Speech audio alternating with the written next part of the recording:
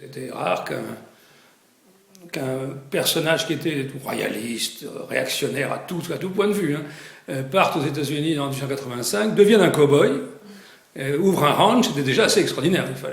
Puis ensuite, qui a une carrière absolument, elle aussi extraordinaire, puisqu'il va se retrouver ensuite à la province de Québec au Canada, ensuite il va se retrouver dans le Yukon, à la rue vers l'or, comme banquier, c'est pas comme chercheur d'or, mais enfin quand même. Ce qui était aussi intéressant, c'est que cet homme-là qui était au départ royaliste à fond, version comte de Chambord, légitimiste à mort, anti-républicain, tout ce qu'on veut, devient au fil des ans, non pas un démocrate progressiste, il ne faut pas exagérer, mais devient quand même un républicain américain, c'est-à-dire qu'il reconnaît la démocratie, mais il appartient au parti républicain américain dans sa version conservatrice, il n'y a pas de doute.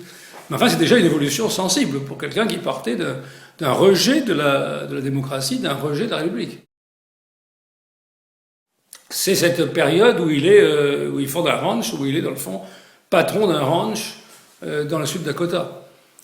Ou à une époque où, avant, si on veut, l'arrivée du chemin de fer dans cette région-là, ça traversait déjà les États-Unis, mais n'arrivait pas encore dans cette région-là, et aussi à un moment où il n'y avait pas de restriction à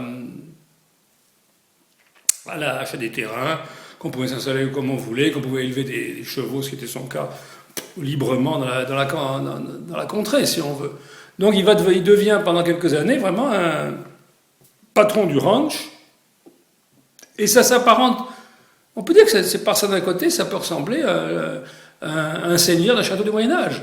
Dire qu'il est son propre maître. C'est lui qui punit il n'y a pas d'autorité dans l'État encore. C'est lui qui punit les voleurs de chevaux. C'est lui qui peut renvoyer, bien sûr, un cow-boy s'il n'a pas de satisfaction. C'est lui aussi qui assure une entraide avec les autres et qui, dans le fond, recueille des gens dans son ranch, des tas de gens qui viennent un peu partout. Il y a des Noirs américains, il y a des Canadiens, il y a des Américains du Sud, il y a des tas de gens qui viennent, qui errent aux États-Unis et qui viennent se retrouver dans ce ranch-là. Donc c'est vraiment un peu une vie très particulière, enfin, à la fois très particulière et qui n'était pas le seul à avoir cherché. Il y a toute une série une série que j'exagère, mais il y en a quand même quelques dizaines de nobles ou d'hommes venus souvent d'Europe qui ont fait la même chose. Il était, lui, dans son ranch, était par exemple à 20 km ou 30 de la réserve de Wounded Knee, où Sitting Bull résidait. Il a rencontré Sitting Bull, d'ailleurs il y allait fréquemment, puisque les éleveurs de chevaux, entre autres, allaient, pour empêcher qu'ils soient taxés, les envoyer dans la réserve, les chevaux. Pendant quelque temps, parce que les Indiens ne payaient pas d'impôts. Donc on envoyait les chevaux pendant quelque temps dans la réserve indienne, tant que le contrôle des impôts était passé par là, puis après on la prenait après sans problème.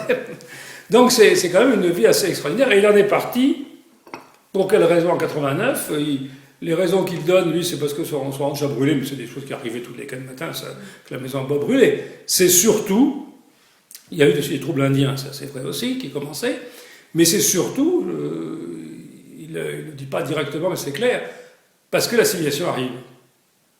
C'est-à-dire qu'il arrive, c'est un shérif à Custer City, il arrive surtout des colons, et qui à ce moment-là clôturent leurs terres pour faire de la culture et empêchent la continuité d'un élevage extensif. D'après ce qu'il dit lui-même, d'après tous les renseignements que j'ai pu glaner de ci, de là, c'était plutôt partir pour l'aventure. C'était pas vraiment fuir il n'aimait pas beaucoup la République, c'est vrai, mais c'est pas où il le dit pas quand il part à 25. Il a 24 ans, il est très jeune, et il semble qu'il parte pour l'aventure. Ça n'empêchait pas d'être politique, d'être réactionnaire, anti-républicain, ça c'est certain. Mais il y a la possibilité aussi, il faut bien le dire tout à l'heure, en arrivant dans le Sud Dakota à l'époque, il ne sentait pas le poids de la République américaine. Il n'y avait pas de poids à ce moment-là. Le gouvernement central, le gouvernement fédéral n'avait pas d'activité dans ces régions-là.